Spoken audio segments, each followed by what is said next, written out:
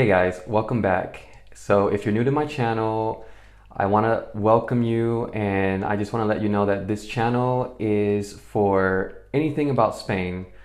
My experiences, how to get visas, jobs, culture, beautiful landscapes, all this good stuff. In today's video, I have to talk about my experience working in a public school versus a language academy.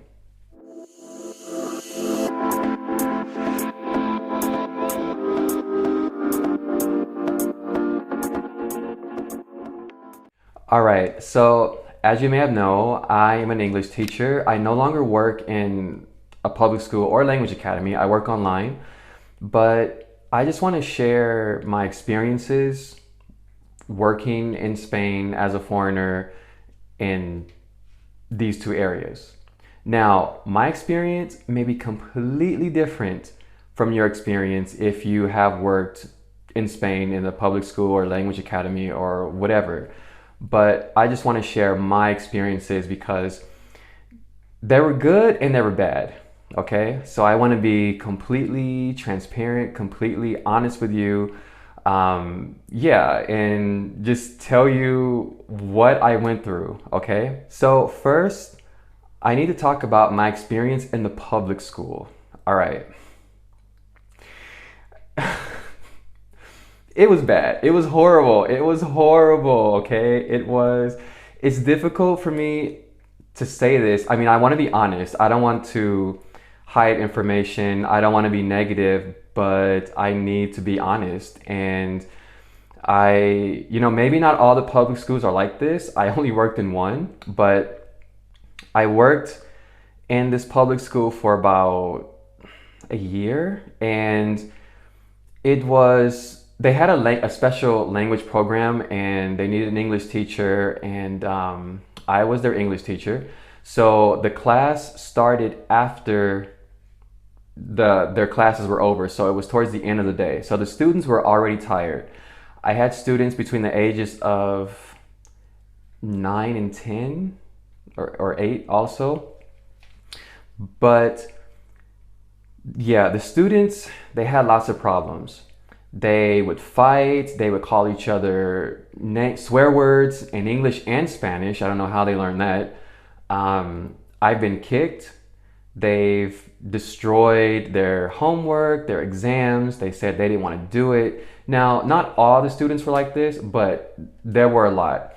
And I knew something was wrong because when I first arrived, there were other teachers that were telling me, be careful with this kid, be careful with this kid.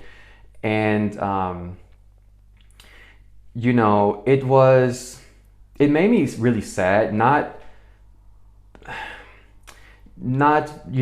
wasn't angry at the kids. I was sad because their parents literally did not want to get involved. They just didn't care. And one of the students that I had, his mother was actually in charge of this program, and her son, he was already suspended for fighting in his other classes. So these students have problems, not just in my class, but in other classes as well. And the teachers tried to talk to me about, which students they had problems with. And this woman, I'm not going to say any names, but she came to the class, right? And she didn't care that her son had problems. I had to explain what was going on. And then I had to explain, yes, I moved him to another part of the class because he, was continuing to bother another student or whatever. And not only did she not care, but she told me that the parents don't want to hear that their student is doing bad in class. She told me this. And I was thinking to myself, I don't have children, but if I did have children, I would want to know how they were doing in class. If they're acting up in class, I would want to know so I can fix the problem. When I was young in school, and if I did something wrong, I was scared because I knew the teacher would talk to my parents. And I knew that once my mother heard, that problem would be corrected very, very quickly. So it made me feel really bad for the students, and the faculty wasn't any help either. So if I needed to, for example, make a copy, they told me, "Oh, I'm sorry, you can't make copies here. You have to make copies before you come to the school." Like there was no support, there was no help, there was nothing.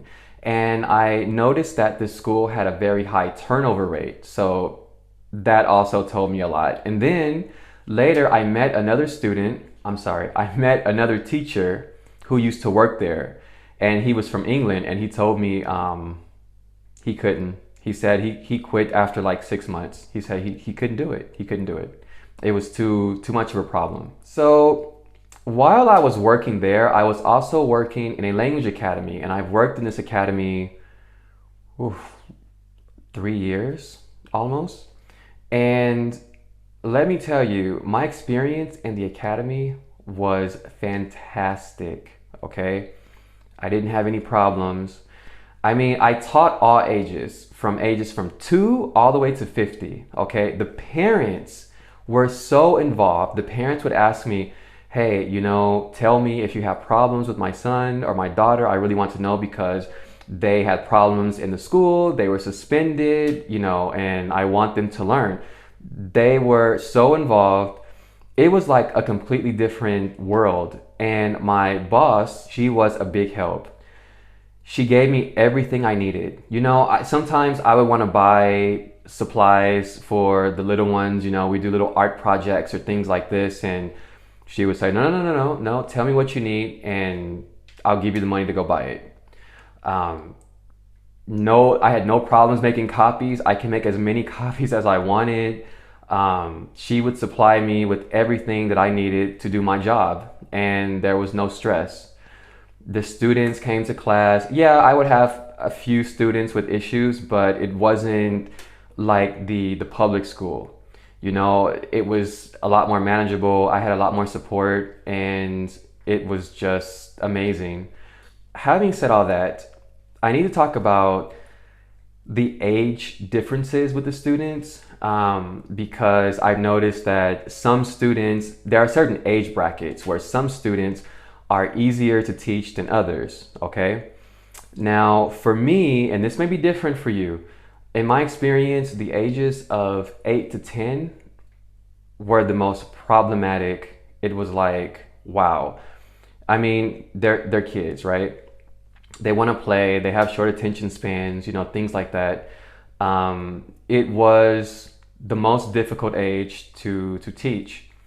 The children that were like 2 years old, 3 years old, 4, 5, that was actually very fun because you do so much with them, and but you need a lot of energy because you have to sing, you have to dance, there's all sorts of things, but it was fun. The teenagers, now I have to say, I love my teenagers. Now, some of my teenagers actually watch my YouTube channel, so what I'm about to say, they already know. I consider myself very lucky because the teenagers that I had, we had, they were my students the whole 3 years.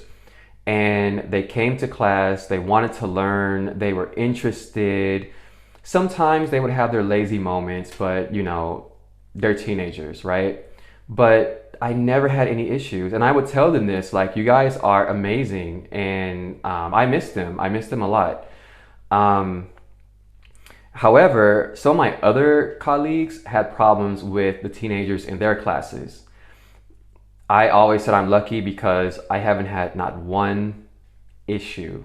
Okay. And some people tell me, well, aren't teenagers very difficult? I would assume they are. I mean, I was a teenager and I've seen other teenagers act crazy when I was a kid, but I just didn't have that problem. And I was like, wow, they, gave me a very good experience, and we built a very good relationship, and it was just an amazing experience. Now, I need to talk about the adults, okay? In general, adults are easy to teach. You don't need a lot of energy, like children or anything like that. But there are two things about adults that bothered me, and it was just two easy things that I figured that adults wouldn't do. Now, not all the adults, but you do have some adults that follow a certain pattern. All right. The first one is that they don't study or do their homework or do anything. Okay. And then they wonder why they're not improving. I've had some adult students that, they would only have class with me for once a week, no, 2 hours a week. And they wouldn't do their homework, they wouldn't study, and they would tell me, and they would forget everything that they've learned. And I would think, okay, you want to learn English, you're only with me 2 hours a week. And when you're not with me, you're speaking Spanish. So you have to study, you have to practice outside of the class. You just can't come to class and think that you're going to automatically be fluent and all these things. No, you have to practice. And it's like me, I lived in Spain. I learned Spanish, but that's because I had to use it every single day and it wasn't easy. So, for them living here, it's even more difficult and it's more work. And like I said, this isn't all the adults. There are some adults that do study, I give them notes. They don't even have to take notes. I give them notes after the class and for them to study. And some of them study and some of them don't. And, some of them just don't really want to learn English, but they feel that they have to because of their job or some other reason. And I say, well, if you don't want to learn, it's difficult for you to advance. The other problem is sometimes I would come to class, there would be a student that says, I don't want group classes, I want private classes. I say, okay, let's have a private class then. Then I come to the class early in the morning and they don't show up. I send them a message, they don't reply. I'm thinking, okay. At first I'm thinking, are they all right? I'm worried. Are they okay? Did something happen? Then I get a message hours later saying that they were tired, they fell asleep, they forgot. And I'm thinking, okay, you're an adult, you know what I mean? And it's wasting my time. Seriously, it's wasting my time because there's other things I could be doing. And my other colleagues who teach adults have also shared their frustrations with this too. So my boss, she said to all the students, if you don't give 24-hour notice that you can't come to the class, you still have to pay. You still have to pay. This fixed the problem. This helped motivate them to come to class because, sometimes it's like I'll drive to work and I'm waiting and, it's 5 minutes. I'm saying, okay, it's 5 minutes, whatever.